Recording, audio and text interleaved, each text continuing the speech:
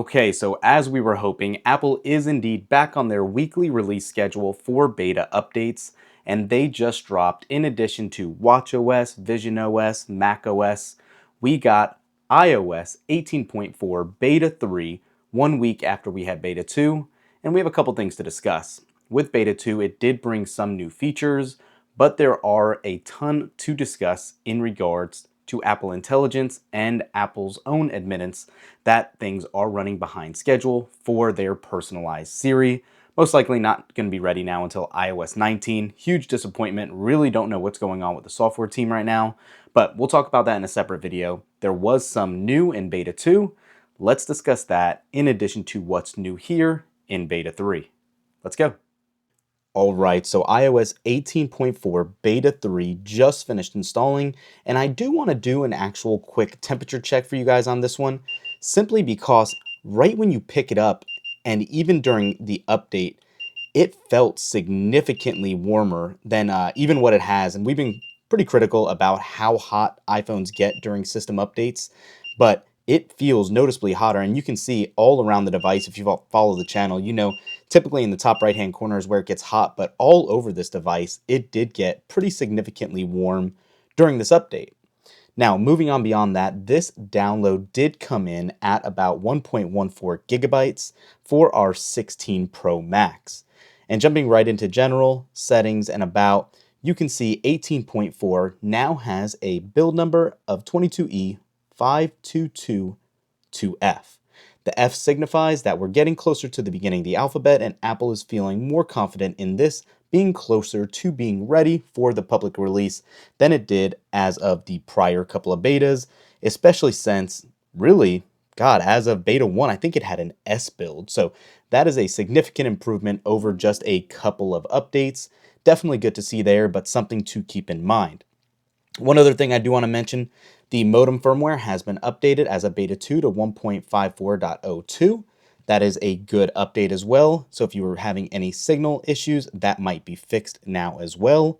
And then also I do want to do one other thing, and that's to go into battery and battery health and show you guys, even after 175 cycle counts now, we are still at 100% battery health.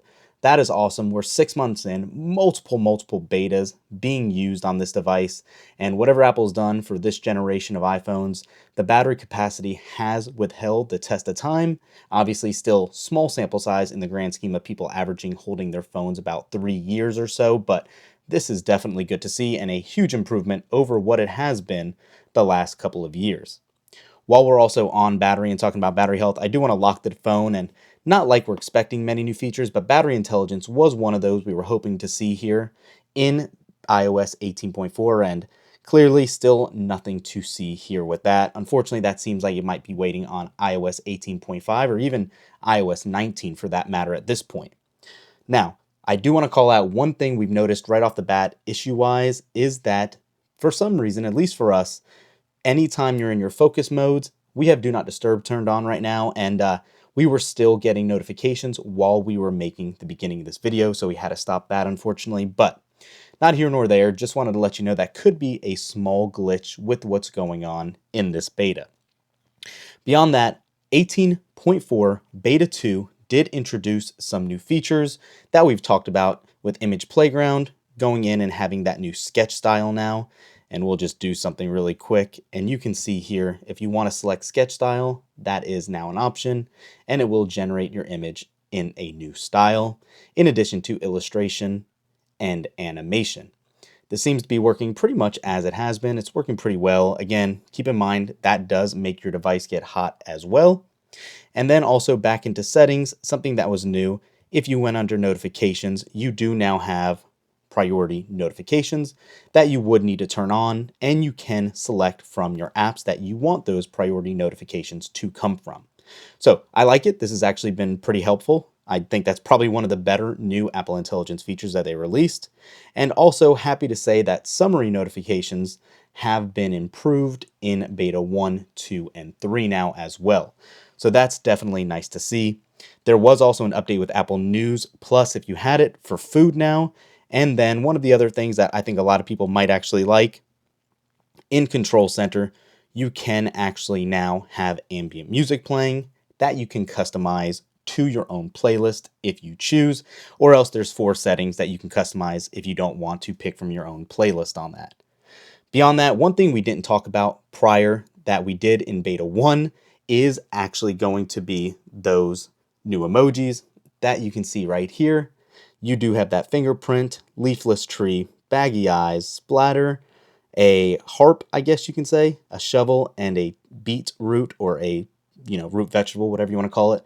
Those are all present now, as you can see here, and that's what they actually look like on the device. Again, this is pretty typical. Beta 2, or I should say, the point 4 release of these updates usually did include new emojis, and sure enough, it was the same here as well. Beyond that, one other cool thing, if you are one of the few Vision Pro owners out there, the Vision Pro app is here to help you discover content as well. But again, these are all features basically from the prior betas. In here so far, we have not seen very much new at all. I will say that the battery life in beta 2 has been pretty good. I'm hoping for the same here in beta 3. Jumping around, actually just going through our stocks like we traditionally do and jumping into different articles, it's been smooth. I've had no issues yet. Obviously, knowing how battery life on this right now is going to be questionable. It's way too soon to tell, but if we find anything else, we will do a video on that.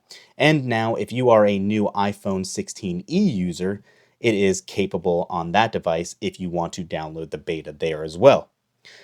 Aside from that, from everything we can tell, there was, yes, some other Apple Intelligence Control Center features you can add if you wanted to. And obviously the action button, you can actually now have visual intelligence added here if you want. This is more beneficial if you're on a 15 Pro or Pro Max, obviously, since on the 16 series you do have that camera control right there that you can trigger visual intelligence on. But for the most part, we're going to leave it on type to Siri. We feel like that's the most beneficial option to use. But beyond that, unfortunately, guys, just hopping around, we haven't found anything else really new in this beta. We'll keep our eye out for it. Hate to disappoint you, but again, this looks to be more behind-the-scene bug fixes. Now, one of the more disappointing aspects that we do have to talk about is Apple officially delaying the personalized Siri that they were really just promoting left and right here. Not going to happen in iOS 18.4, possibly not even in 18.5.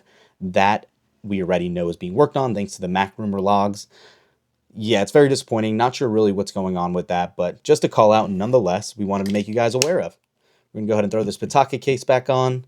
And that's it for this one, guys. Let us know what you think in the comments below. What's going on at Apple and causing all of these software delays? Do they need to refocus resources? I don't know. Thanks for watching. We'll catch you in the next one. Peace.